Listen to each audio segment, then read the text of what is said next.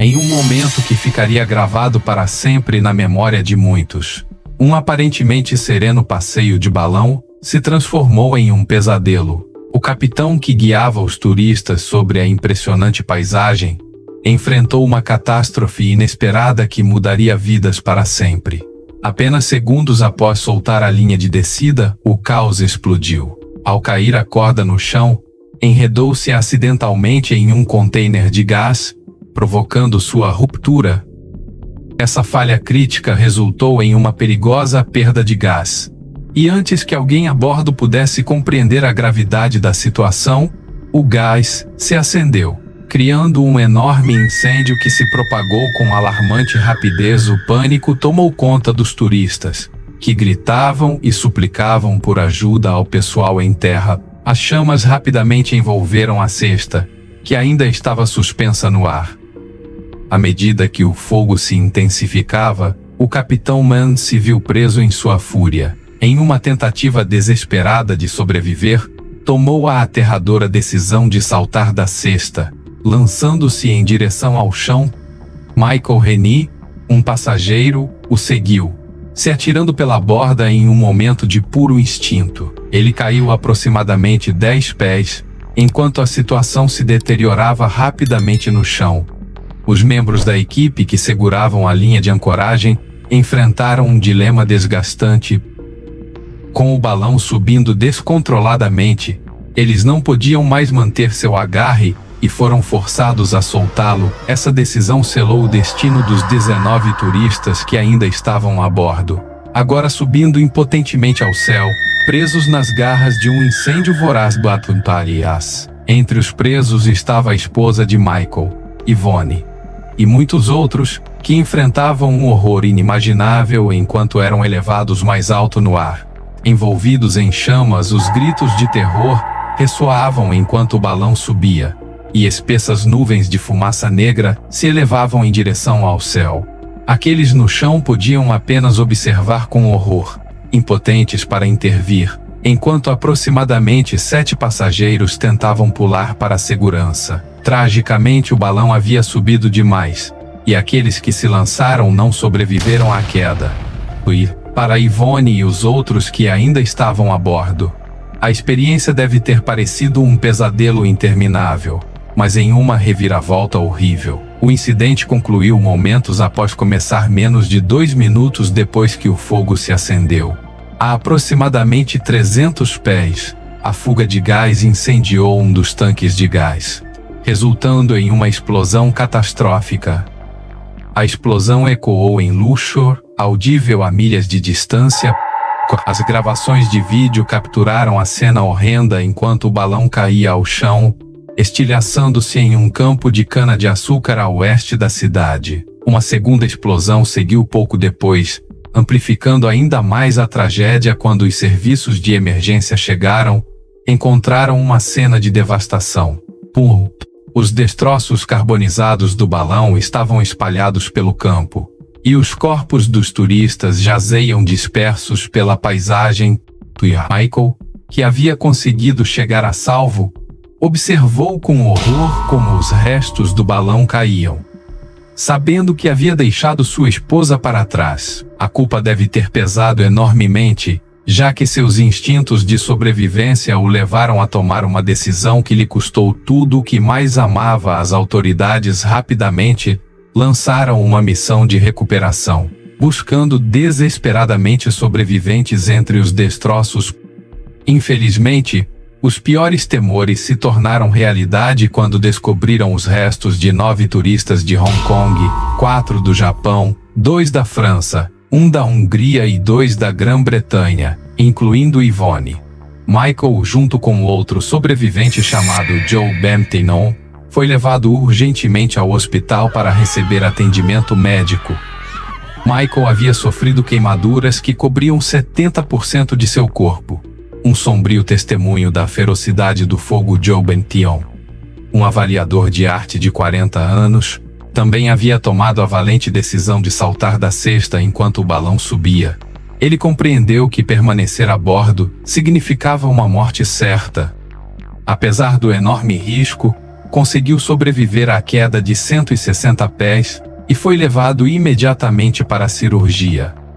Tragicamente, após 5 horas na mesa de operações, Joe sucumbiu às suas lesões traumáticas. O pessoal médico do Hospital Internacional de Luxor informou mais tarde que muitas das vítimas sofreram lesões internas severas e queimaduras extensas. Sublinhando o horror da experiência que viveram esse evento catastrófico, ficou conhecido como o desastre de balão mais mortal da história, ceifando a vida de 19 turistas e provocando uma indignação generalizada.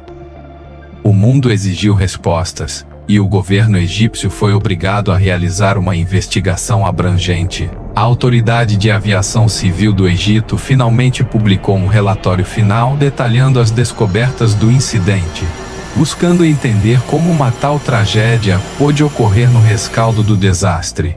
As vidas dos sobreviventes e das famílias das vítimas nunca mais seriam as mesmas. O incidente serviu como um lembrete contundente dos riscos inerentes ao turismo de aventura e da importância dos protocolos de segurança.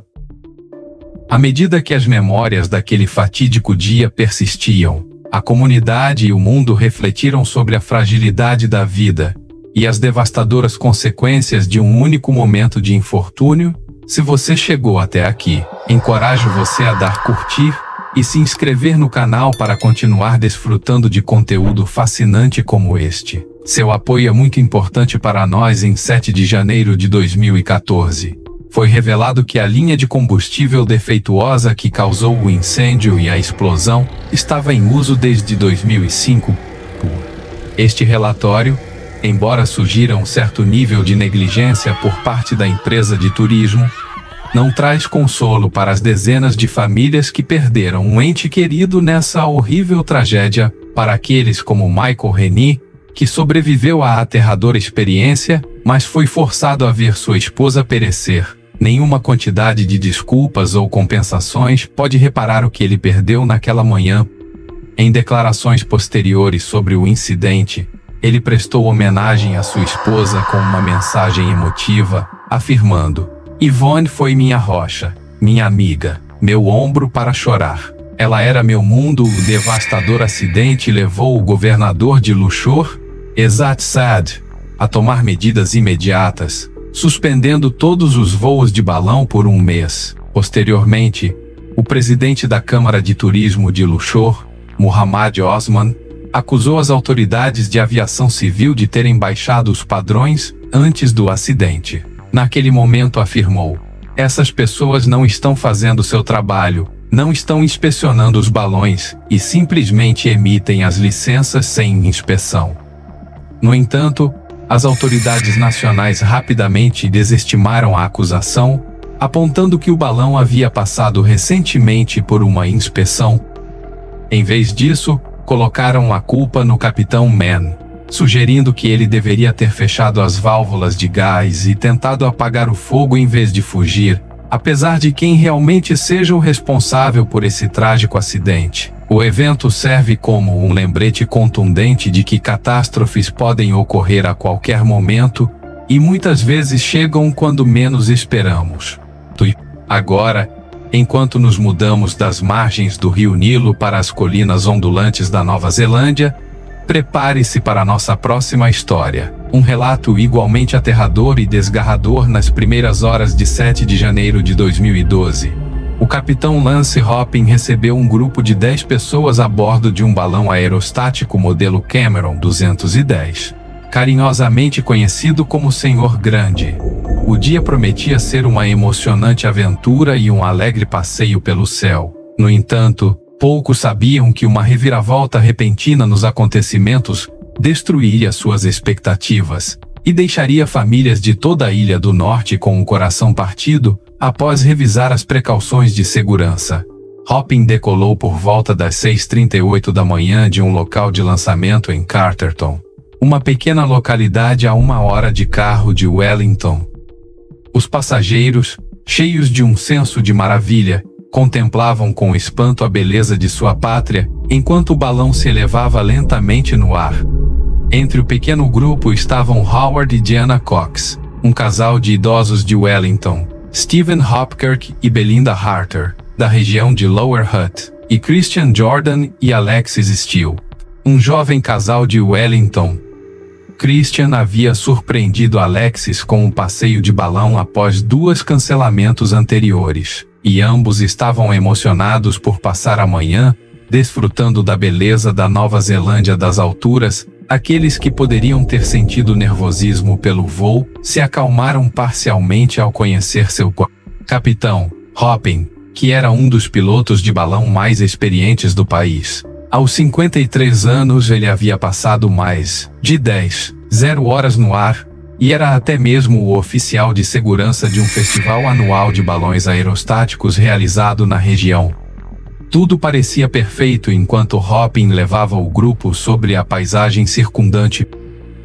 Janeiro é um mês de verão na Nova Zelândia, e o clima era ideal para voar de balão.